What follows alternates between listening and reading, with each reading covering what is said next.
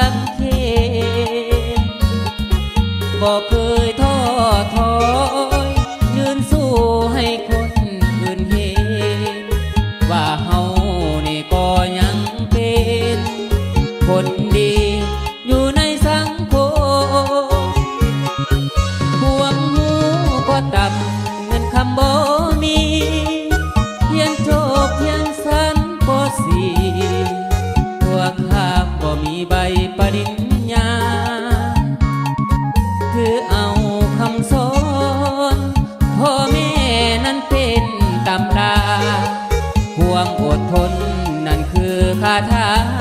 ขึ้นสู้เรื่อยมาพอความขยันชีวิตหลายวันพบผ่านแต่ความยุ่งยากครอบครัวลำบากพ่อแม่ก็ยังลำเค็ญเงินหมื่นเงินแสนซอยเว้นบ่เคยได้เห็นยามโจรคนมองบ่เห็นคุณค่าของคนติดหนี้คือคนยามหมิ่นนานาประการลำบากเพียงใดบ่ยานล้มลุกคลุกคลานก็ยังทนไหวเดินสู้บ่ถอย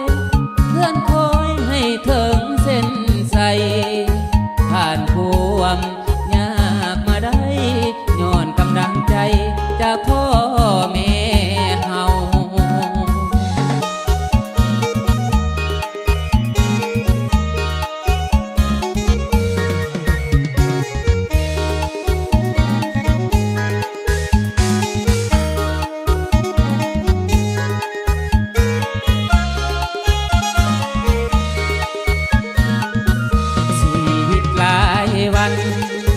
พบผ่านแต่ความยุ่งยา